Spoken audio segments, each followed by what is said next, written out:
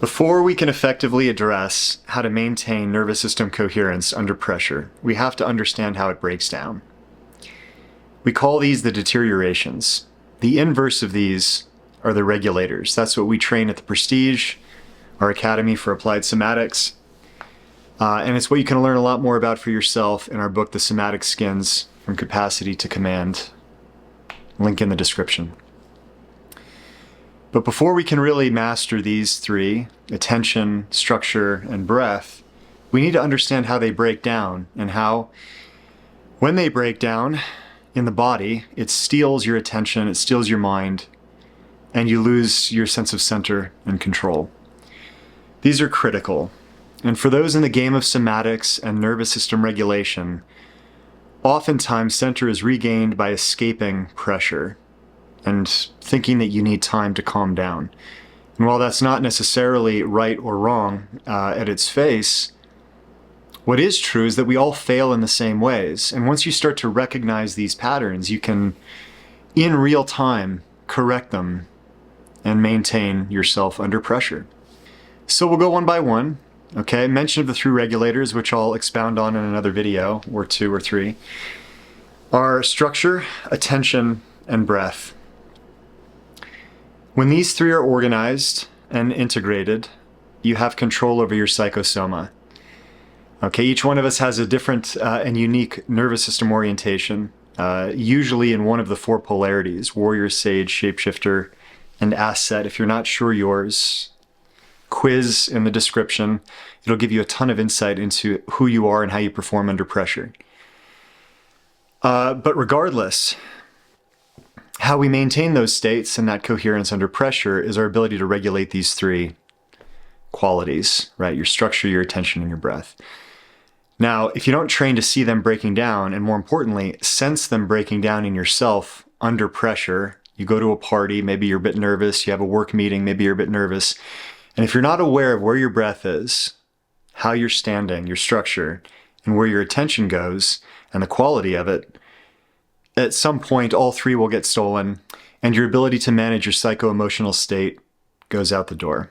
Okay, so we'll look at these one by one, and we'll start with the foundation, structure. There are a lot of nuances in structure, and to become highly proficient, if not to master it, requires a lot of time and an understanding of all things standing meditation, essentially finding true center in your body. Again, we dissect that in the book, The Somatic Skins, but briefly, we could just say it's close to standing tall, standing straight, stack your bones, align your frame against gravity. But this usually fails in one of two forms. Usually somebody is either bracing or they're collapsing.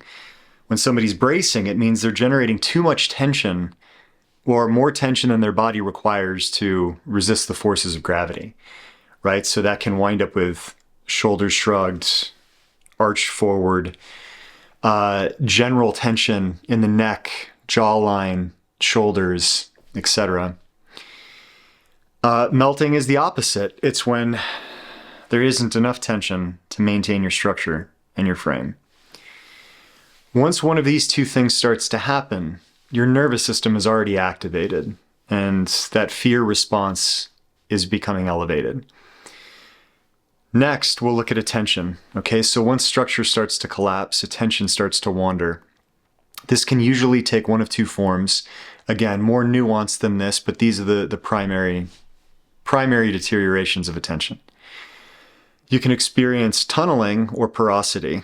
Tunneling is where your vision does this. It hones in on one thing, but everything else is muted. You can't see, you can't hear. All of your attention is going into one focal point. This is the way that a sage or a warrior might manifest high stress, is that their vision tunnels, narrows, and is exclusive in quality. The other version, porosity, is usually manifested by an asset or the empath and the shapeshifter, or somebody that's hypersensitive, hypermalleable. And when this happens, too much data, too much information is absorbed, right? So the empath goes into a room with a lot of noise or a lot of activity, and they just start feeling too much. They're absorbing too many energies. In some cases, they'll talk about negative environments or toxicity or the need to find peace in space. It's important to recognize that these are experienced as character qualities, but they're just nervous system orientations in the moment under pressure, and we can all experience all types of them, regardless of our dominant archetype or somatic skin. The third breakdown, breath. This is one that everyone should be familiar with and have it noticed at least one time or another. But under pressure, the breath will rise and it'll shorten, okay? The relaxed breath, and you can think about the experienced meditator in this category as one that uses abdominal breathing, which for me is not the category of diaphragmatic, uses the same muscle, but abdominal breathing actually expands the abdomen and lower back to use that as a pump for the breath. Once this happens, your nervous system downregulates, you calm down, breath lengthens, and you're able to stay in the moment without needing to escape quite as much. So these are the deteriorations, and any one of them can lead the road to hell, or they can take you down with them. And when one of them starts to deteriorate or collapse, the other two are shortly behind, almost always. The benefit of knowing these, training these, and understanding these is that when you are under pressure, you can start to recognize the moment those deteriorations start to slip. For example, maybe attention starts to wander or wane. Maybe you don't want to look at the problem, or maybe there is just too much going on and you can't focus on one thing.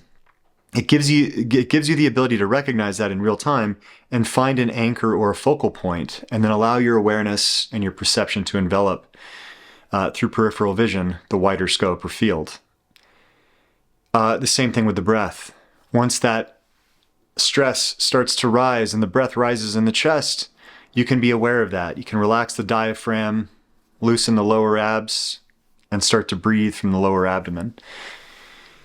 And structure is an obvious one. You can just stand tall, pull the shoulders back, lift the crown point of the head, relax, release any excess tension, and find your sense of center. We'll break these down in a couple other videos in terms of how to master these for somatic control. But it is critical to notice that these three work together and they are constantly present and active, right? So even today, as you spend today, notice any points where you're triggered, in traffic, in a conversation with somebody you care about, stressed out over work, and start to notice what is occurring in the mind body in those moments. Where are your eyes? Where is your attention placed? How are you sitting, standing? And where is the breath?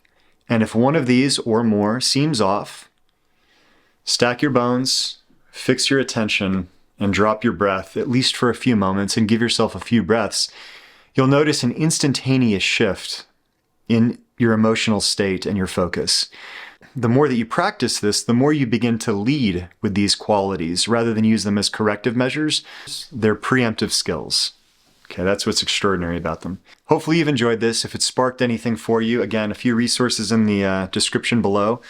You can find Lindsay and I, my cohort, in some of the other videos at the Prestige, where we coach these things among high performers, among many other somatic skills, and reach out. Love to meet you there. See you in the next one.